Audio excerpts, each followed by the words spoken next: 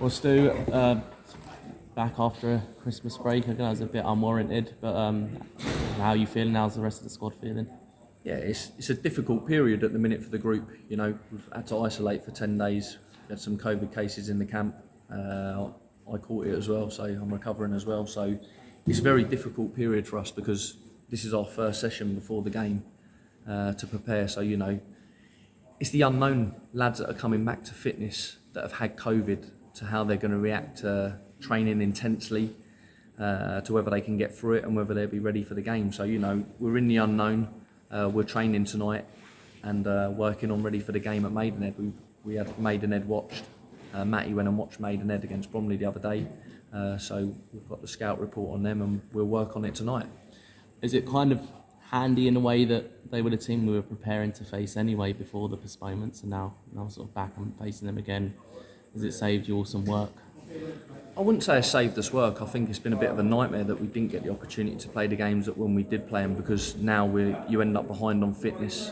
We've got a few lads suspended, so it's been the most difficult game to probably prepare from. Although you can watch loads and loads of them, but you can't actually get it into the lads and do it because they're self-isolating.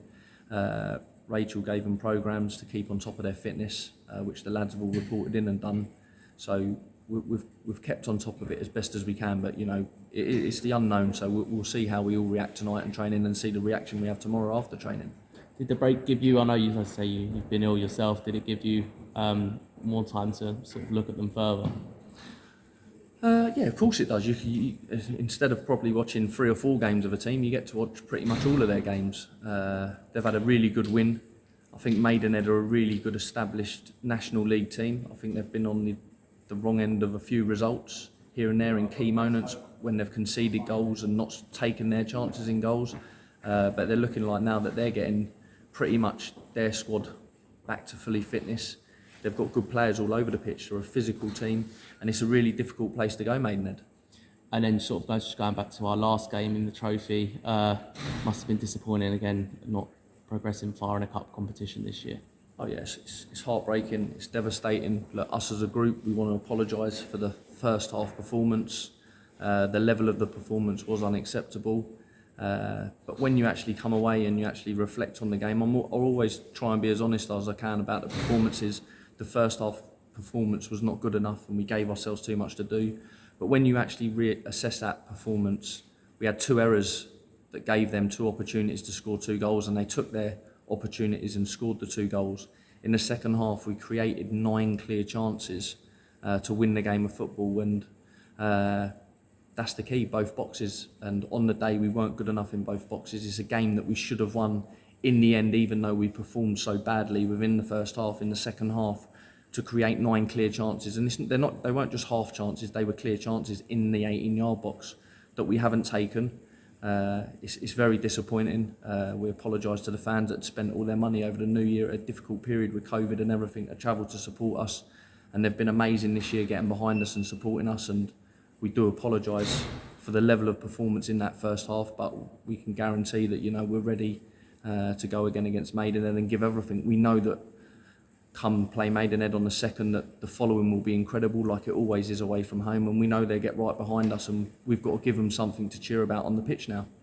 And then sort of going again to Maidenhead, how is the squad shaping up? Has this sort of added time off allowed a few players to recover from injuries? It's allowed a few players to come back from injuries, but we've got players missing, which is is a nightmare to any team. We have key players missing, so yeah, it has been good that a few players that were probably a week away are probably back now, which is good, which we potentially, when we played them first, maybe not would have had, and we maybe not have. So they'll be back, which is good. We've got bodies back.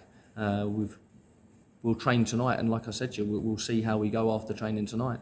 And one player you fans have yet to see, David, is going to the Africa Cup of Nations. It's huge for him, isn't it? Yeah, of course. Look, it's hard. The lad's been out injured. We knew that when we signed him, he was injured and he'd had a bad groin injury, and he was on his way back and he's back fit. Look, he's going to get game time now. It's the one thing that probably we wouldn't have given him right away because we need to build him up and get him back fit. He's going to go get game time. He's going to get 3 games and play minutes within those 3 games. I don't know how many minutes he will play, but he'll get minutes within those 3 games. And then hopefully he comes back to us fully fit and raring to go. He's a player that for us personally as a management team, he's an investment for the future of the club. He's a top player for this level, and when we had the opportunity to sign him, we couldn't turn it down, even though he was injured. And we feel that he'd be a massive player for us in the back end of the season, and we're all excited and looking forward to working with him and getting him on the pitch. So it must be exciting for him too. You know, he's going to come up like against the likes of Riyad Mahrez and players of that quality. It must be a really good test for him. Oh, of course, it's an honour to represent your country, and I'm sure he's honoured and proud to be going to play in such a big tournament and have the opportunity to test himself against those type of players. But we feel that that's the level of player that we've attracted to our football club, because the way we play and the way we're doing it, and we're taking small steps to progressing.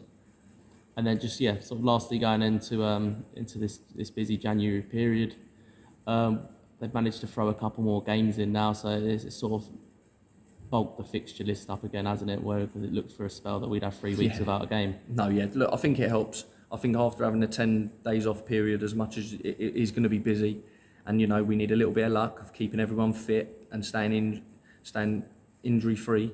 If we do that, I think it'll be good to get a bit of momentum. We play Bournemouth and then we play Dover, so I think it'll be good to get a bit of momentum of playing football again and playing games again. It's what we're here to do, and we're looking forward to it. And then something a little different. We've seen managers in the Premier League talk about this schedule and players' safety and all that, coming from a different end of the scale where, you know, it's a part-time club. These lads have got to fit their lives and jobs around this busy schedule. How much more difficult is it to prepare as a non-league manager at this sort of stage of the season?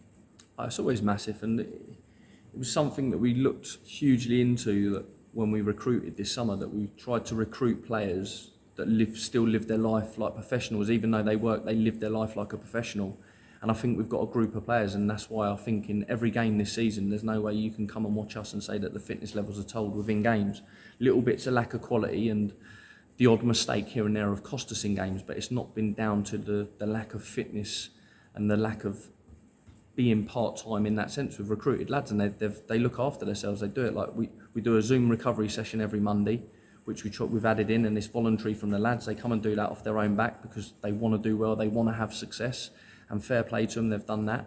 But it is hard. It's the contact time. It's more the fact that realistically you want to get 3 sessions in before you play Maidenhead. We're going to have 1. So that's the difference between the full-time and part-time. The whole recovery process of everything, you know, recovery boots. There's so much that you can go into, and I could come on here and I could bore everyone about it, going into what the process of a recovery is in the first 48 hours of recovery. But, you know, we don't have that. We're not a full-time club, and that's the big advantage that all these full-time clubs do have over you, and that's with the Premier League and all the way down. I think the fixture list is the fixture list. It's always been like it. In the British football, we all love it. That's what we all love, a kind of the Christmas period for us as a management team, especially. We've talked about it. We're gutted because we've missed the Christmas period of that hectic game after game. The fans coming, like you get the bumper crowds. The crowds are a bit more excited around the Boxing Day and the New Year's Day games, and like you don't want to miss that. I think it's great. You know, all we got to do is we just got to manage our players now to make sure we keep them as fit as possible. I say it must have been strange for you actually being at home on a Boxing Day, probably the first time in years. Oh, it's the first time I haven't been at a football game in God knows how many years, and yeah, it's been very strange to watch all these games on videos rather than go and watch the games live. But look, COVID's about, and you've got to look after yourself. You've got to stick to the restrictions that they put you under, the 10 days isolation, which we've all done, and I've had to do as well with having COVID. So we've just had to stick to it. It's frustrating as hell. You just want to get on and get on with it, but it's just the way it is at the minute. Perfect. Cheers for that, Stuart. Cheers, Chris.